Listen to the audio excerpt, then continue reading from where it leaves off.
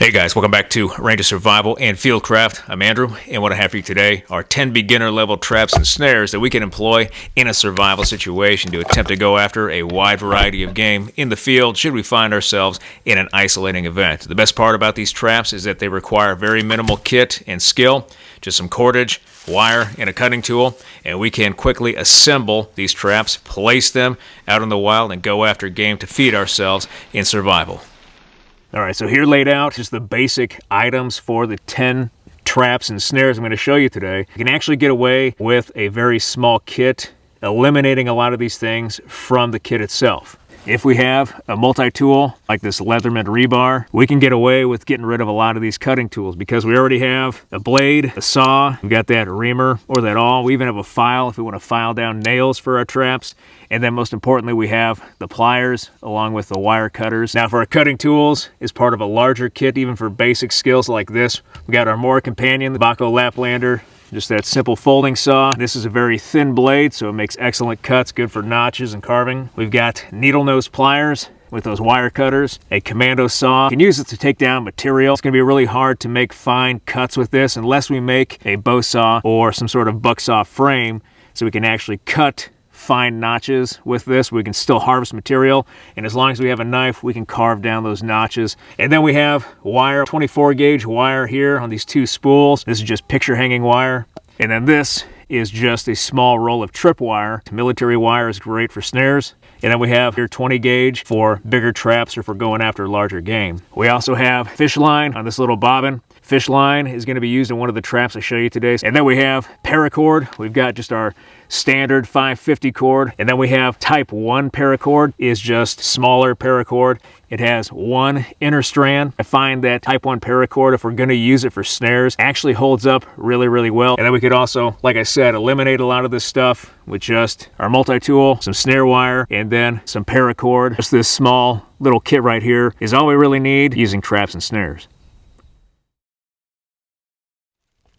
Now this first trap is going to be the one that is the most cost effective for us to make, cheapest, easiest trap that we can secure and mass produce to increase our chances of getting game off the field. And this first trap is just a basic snare. All we do is take our knife or cutting tool as well as our snare wire and then harvest a bunch of stakes off the landscape. We carve those stakes down, forming a spear or spade tip at one end, a trimmed end at the other, so we can pound it in the ground.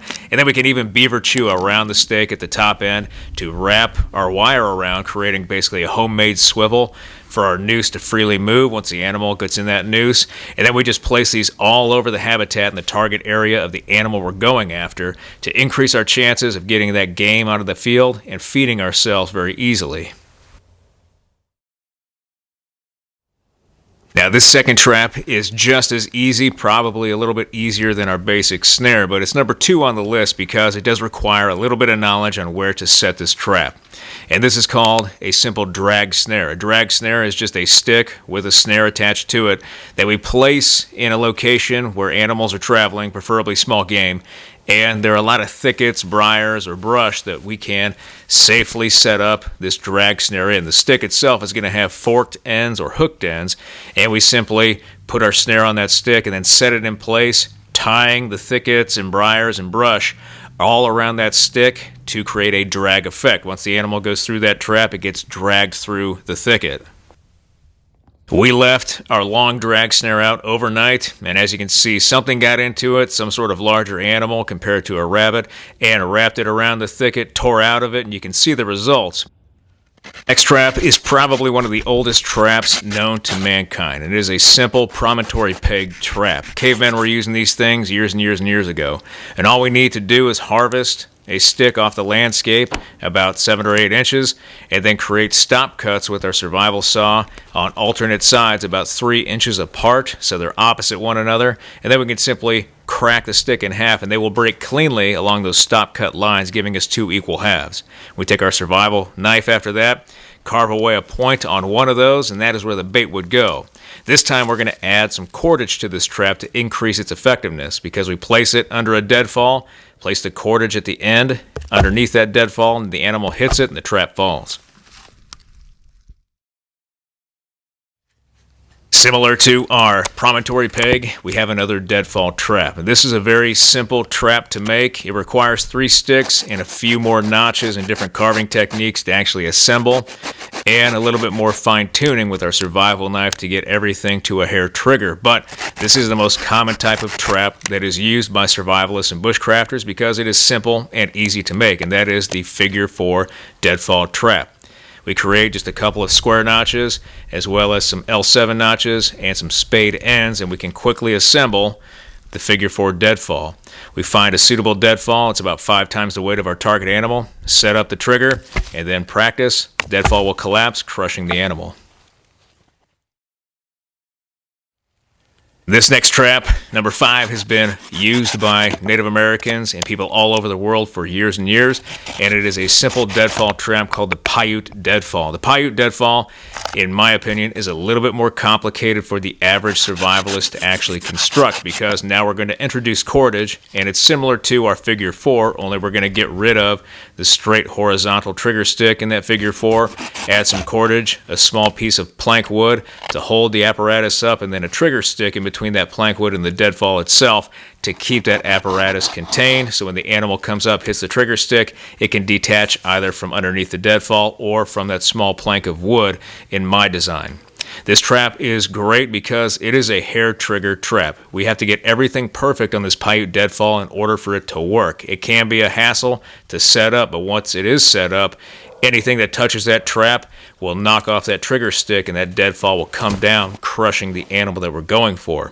One technique that I like to use is to use my legs to hold up the deadfall, whatever it is, and then set the trap underneath and then slowly lower that weight onto the deadfall to make it ready. This next trap is a bird trap. We need a stake that's going to go in the ground. We need small diameter cordage. In this case, we're going to use fishing line, and then we have our bait, dried cherries in the bag. We're also going to need a little piece of wire because we're going to use that to make a makeshift needle so we can actually string the bait onto the fish line, just in case we didn't have a needle in the first place. But we form that stake, and then we take out as much fish line as we need, attach it to the stake, and that's what's going to go in the ground. We then take our fish line with our makeshift needle, and we're going to string on those dried cherries onto the line, as many as we need, and we're going to use that as bait. We're going to move to the area where we're going to set the trap, pound the stake in the ground, and then extend the fish line out. We could weave it around some vegetation so the animal has to wander a little bit, but the idea is the animal consumes the dried cherries and then unknowingly consumes the fish line with it. It gets tangled up in its guts and then gets stuck at the end of that fish line at the stake, and it's ready when we come back. The squirrel pole is an easy trap for us to make, an easy one for us to mass produce because all it requires is a little bit of wire. A 10 to 12 foot pole section, and we want something that is about 2 inches in diameter. Anything smaller and the squirrel may not go up that squirrel pole. Anything larger and the animal may have enough space to scoot around our snares and we miss out on the opportunity of getting food. Going to attach them in intervals. We don't want them attached too tight. We want them to freely rotate. So when the animal gets in the noose, struggles and jumps off, causing it to hang below the trap, thus killing the squirrel and providing us with food. We then move to our target area, identify squirrel nests up in the trees, and then set our poles beneath or on or in between trees to attempt to go for those squirrels. Another basic trap for us to set up that is a live trap meant to capture an animal, hold it in place long enough for us to come back, dispatch the animal, and then retrieve it from the trap is a simple cage trap. To do this, all we need is just a little bit of cordage and a cutting tool. We harvest a lot of different sections of material off the landscape, and then with the 2 longest sections, we're going to tie cordage in between the sections at the top and bottom. We're then going to pick up those 2 sections, flip them once or twice, to cross the cordage, creating 2 triangles, and then from here we bring the long sections together a little bit, picking up at the center of that cordage, and place the other sections of material that we harvested in a Lincoln log crisscross pattern up until we form a basic cage shape that looks similar to a pyramid. Once we have this shape, a good technique, if we have excess cordage, is to take a small toggle and twist that cordage like a tourniquet until it is nice and tight, holding all the pieces together, and then secure it underneath one of the other pieces as the part of our cage. To create the trigger stick for our cage trap, we're going to use the promontory peg from our previous trap, only this time it's going to be a little bit longer. We create that promontory peg, too easy, and then move to our trap. We're going to enhance the trigger by adding cordage to the trap. We tie out cordage to the two ends or the bottom portions of the trap itself, creating a basic loop. That basic loop is going to go over top in between our promontory peg and the kerf of the cut on the pointy end of the bottom portion of the peg. We can then put the top portion on, completing the promontory peg, and set our trap. We put bait in the middle, and as the animal comes through to get that bait, it will hit that cordage, releasing the trigger stick, and then dropping the cage trap, and we have food. The L7 spring pull snare is a trap that uses the tension of a bent over green sapling or branch as the engine combined with the trigger stick and a snare to increase the effectiveness of that trap, making it much faster, more likely to catch the animal once it gets in the noose.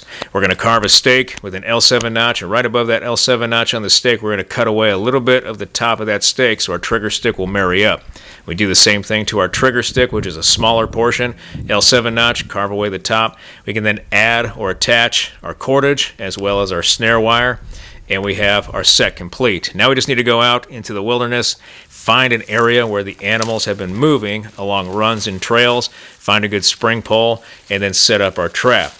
We put our stake in the ground, attach the cordage to our spring pole, bend it over, and then attach our trigger stick to our stake and set up our snare. We can then test it, and once it's good to go, we create a funnel left and right hand side to make it more likely that the animal will go into that snare and get caught, giving us food. The H-Trigger Spring Pole Snare is another fast-acting trap that we can place out on a trail or a run to go after small game, only this time we need two stakes and then a horizontal piece of material to fit in between those stakes. It's going to sit above but parallel to the ground, acting as our trigger stick. We carve our stakes with L7 notches, and then on a horizontal piece of material, we're going to carve away the ends, creating square pegs, giving us 90 degrees, and those edges are what's going to sit in our L7 notches, creating our trigger. We then go out to our trail or run, find a suitable location to place our trap. With a good spring pole, we're going to put our stakes in the ground, and the L7 notches are going to be facing opposite directions, one up and one down trail. We then attach cordage to our spring pole and our trigger stick, bring down our trigger stick, and fit it into those L7 notches. Now, no matter which direction the animal comes, up or down trail, it will hit the trap. The trap will activate the noose. We'll then grab the animal, suspending it in the air, and we have our survival food. Alright guys, that was 10 basic beginner level traps and snares. 8 of them did not require a spring pole, so there are a lot of different traps we can place and take advantage of to go after a variety of game in the field. But I really hope you liked this video. If you did like this video, hit that like button, hit that subscribe button, leave me a comment in the comment section. I really appreciate your feedback. I want to thank you guys for everything you do for me, for this channel, for your likes, your views, your subscriptions, your comments, your feedback, and your shares. And I'll be back with another video as soon as I can, guys. Thanks.